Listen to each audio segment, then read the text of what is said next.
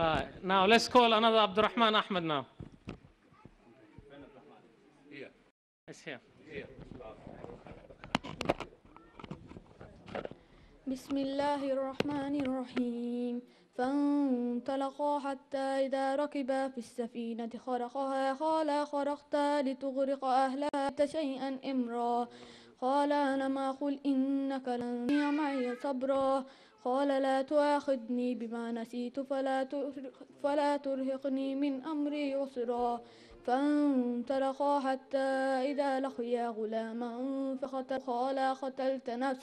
قال قتلت نفسا زكية بغير نفس لقد جئت شيئا نكرا قال ألم أقل لك إنك لن تستطيع معي صبرا قال إن سألتك عن شيء بعدها فلا تصاحبني قد بلغت من لدني عذرا فانطلقا حتى إذا أتيا أهل قرية أهلها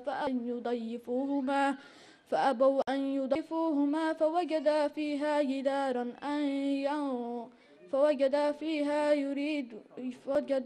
جدارا يريد أن ينقض فأقامه قال لو شئت لاتخذت عليه أجرا قال هذا فراق بيني وبينك سأنبئك بتأويل ما لست عليه صبرا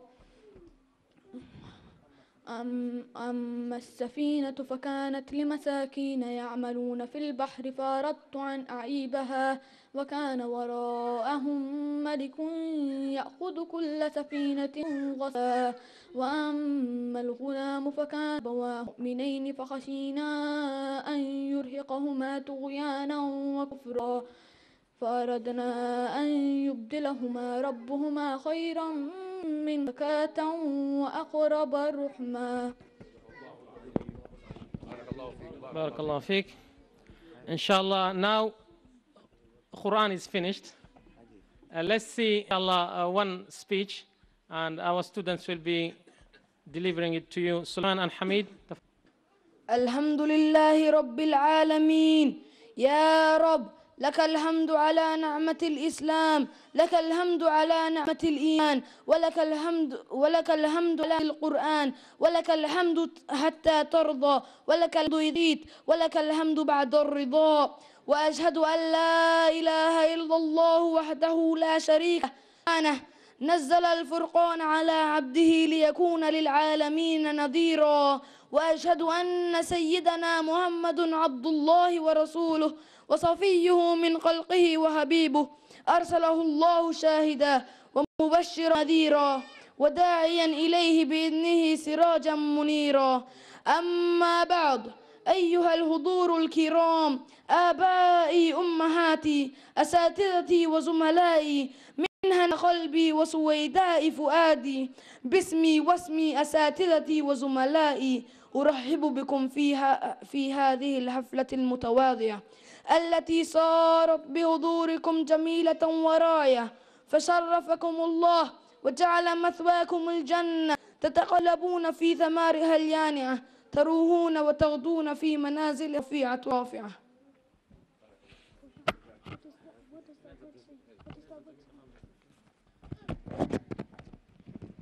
أحبة في الله، القرآن مفتاح لحياة القلوب وسكينة النفوس ورشد العقول واستقامة الجوارح. يقول المولى: أفلا يتدبرون القرآن أم على قلوب أقفالها. أنت الذي يا رب قلت حروفه ووصفته بالوعد والتبيان ونظمته ببلاغة أزلية تكييفها يخفى على الأذهان، وكتبت في اللوح الحفيظ حروفه من قبل خلق الخلق في أزمان. يسر به أمري وأقض مآربي واجر به جسدي من النيران، واحدث بوزري وأخلص نيتي واشدد به أزري وأصلح شأني. طهر به قلبي وصف سريرتي، أجمل به ذكري وأعلي مكاني. امزجه يا ربي بلحمي مع دمي واغسل به قلبي من الأضغان. وصلوا وسلموا على رسول الله صلى الله عليه وآله وصحبه وسلم. Jazakumullah khairan. One more thing left and that's it, inshallah ta'ala. Let's call Osman and Hamid. They are reading some hadith with translations.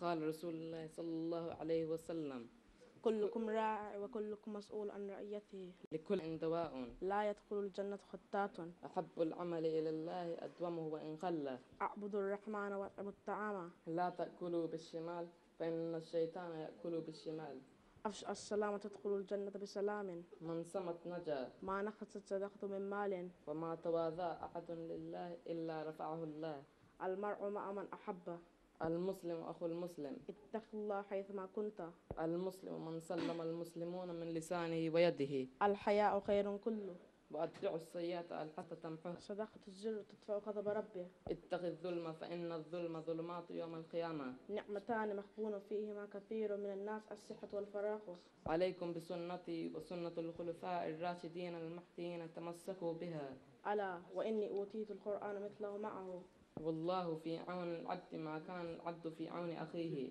إن الدنيا حلوة قدرة اليد العليا خير من اليد السفلى القاعد في حبته كالكلب يخيء ثم يعود في خيره لا تصاحب إلا وعامك إلا تقي الرجل على دين خليله فلينظر أحدكم من يخلل أيها الناس عليكم بالسكينة فإن البر ليس بالعذاء إذا زاد الرجل أو نقص فليشرب سجدتين إذا مات ابن آدم انقطع عمله إلا من ثلاث صدقة جارية أو علم ينتفع به أو ولد صالح يدعو له من صلى علي صلاة واحدة صلى الله عليها بها عشرا ولا تسافر المرأة إلا ومعها ذو محرم لا يقبل الله صلاة بغير طهور المؤمن للمؤمن كالبنيان يشد بعضه بعضا كلكم بنو آدم وآدم خلق من تراب إن أول ما خلق الله القلم ليس منا من لم يرحم صغيرنا ولم يعرف حق كبيرنا.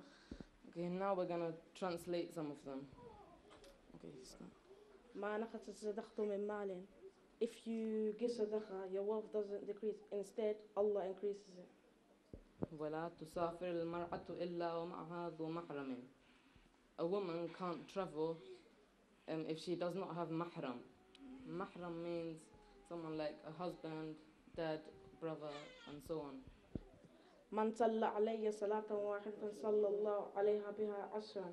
The Prophet صلى الله عليه وسلم said, every salli you make for him, Allah makes 10 for you. إذا مات ابن آدم انقطع عمله من صدقة جارية أو علم ينتفع به أو ولد صالح يدعو له. If someone dies, everything finishes except for 3 things. Sadaqat jariyah, which is like if you had a mosque or a school or a water well, things that people still use. And the second thing is ilmin yuntafa'u bihi. If you had knowledge and people still use it, like in a book or the Quran or hadith, and people still use it now. And the last one is waladin salih yad'u lahu. If you had good children who still read dua for you. من كان آخر كلامه لا إله إلا الله دخل الجنة. When you die, if your last words are La ilaha illallah, there is no God but Allah, you go to heaven. Jazakallah. MashaAllah, Jazakumullah khairan. And dear parents, that was the last thing that children were doing today, inshallah ta'ala. And those were the small examples that what they are learning in this madrasa and other madrasas. Inshallah ta'ala, what we hope, inshallah ta'ala, to encourage our children and to make them the fruits of the future, inshallah ta'ala. We hope our children will be, inshallah ta'ala, the hope of the future, inshallah ta'ala, and they will be the soldiers of Islam here and there and wherever they are, inshallah ta'ala. Wherever they are, they will go with their religion and with their Islam always on their right hand. Jazakallah khairan.